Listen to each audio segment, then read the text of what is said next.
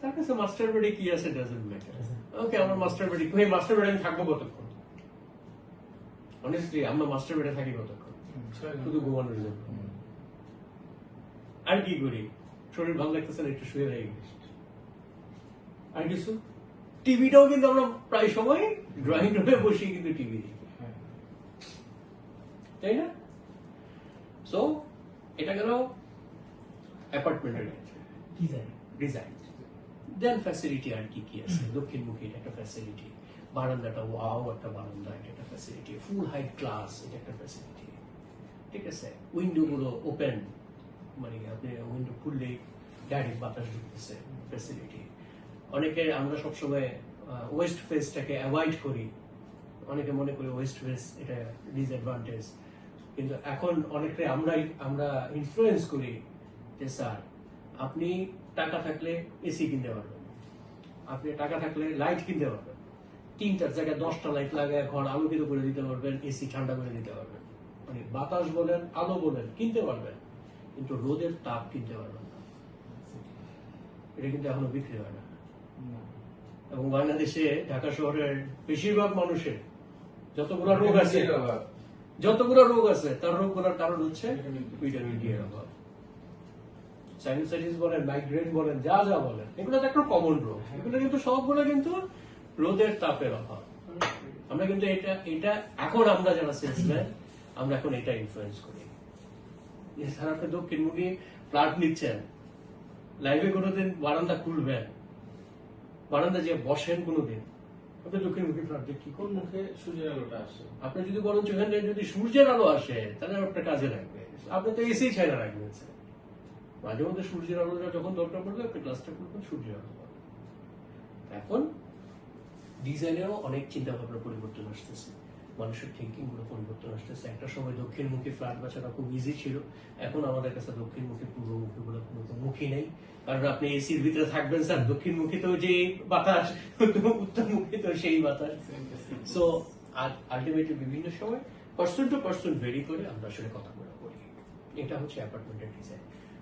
Shopping মলের ক্ষেত্রেও কিন্তু তাই, কমার্শিয়ালের ক্ষেত্রেও তাই, যে এটা ডিজাইনটা কেমন, আমি কি গ্লাস ইউজ করতেছি, টেম্পার গ্লাসে কি পার্থক্য, নর্মাল গ্লাসে কি পার্থক্য, এগুলো আমরা তখন অনেক কিছু বলি। তারপরে সাউন্ড প্রুফের ব্যাপারটা বলি, আমি এখানে একটা অফিস করতেছি, পাশে লোক আরেকটা অফিস করতেছে, আমার এখানের সাউন্ড গুলো ওই অফিসে যাচ্ছে কিনা, এটা খুব ইম্পর্টেন্ট তখন হয়ে যায়। দোকানের ক্ষেত্রে ফেসিংটা আমি কি ফ্যাসিলিটি দিচ্ছি। এখন একটা সময় ছিল 4টা 3 দিকে দেয়াল একটা শাটার থাকলেই মার্কেট হয়ে গেছে, এখন আর সেই দিন নাই। এখন মানুষ রুচিশীল হয়ে গেছে। আগে এগুলো কিন্তু যত্নের অভাবেই হয়, আপনি যত বেশি যত্ন নেবেন আপনার মার্কেটের ডিজাইনের ক্ষেত্রে, দেখবেন ওই মার্কেটের লোকজন বেশি নেয়। বসুন্ধরায় কেউ কেনাকাটা করতে চায় না, তারপরে লক্ষ লক্ষ মানুষ প্রতিদিন ঢুকে আসবে, হ্যাঁ না? তারপরে ঢুকা বের হওয়ার ফাঁকে দিয়েও দেখা যায় যে মানে খালি ঢুকছেন আর বেরোইছেন, গল্প করতে ঢুকছেন বেরোইছেন 1-1.5 টাকা নেয়। এটা হয় না? আপনি কিন্তু ডিসিশন নিয়ে গেছেন, আপনি বসুন্ধরায় যাচ্ছেন কেন? এক বন্ধুর সাথে দেখা করতে, কিছু কিনবো না, কিছু খাবো না, শুধু দেখা করতে যাবো। তারপরে কি হয়? ঢুকেন, বের হওয়ার সময় অটোমেটিক এটা কিন্তু, হ্যাঁ। আপনি যদি ওই টেস্ট দেখাইতে পারেন মানুষকে, তাহলে মানুষ এই ফ্যাসিলিটি গুলো দেখাইতে পারেন, তাহলে মানুষ ল্যান্ডের ক্ষেত্রে ফ্যাসিলিটিটা কেমন হয় আমি কনফিডেন্টলি বলতে পারি।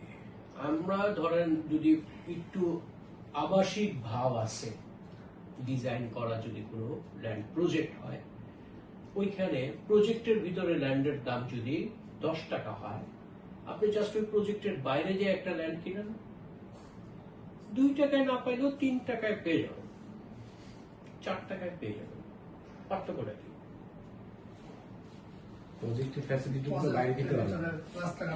রাস্তাঘাট পাচ্ছেন, স্কুল পাচ্ছেন, কলেজ পাচ্ছেন, মসজিদ পাচ্ছেন, সিকিউরিটি পাচ্ছেন, আলাদা একটা স্ট্যাটাস পাচ্ছেন।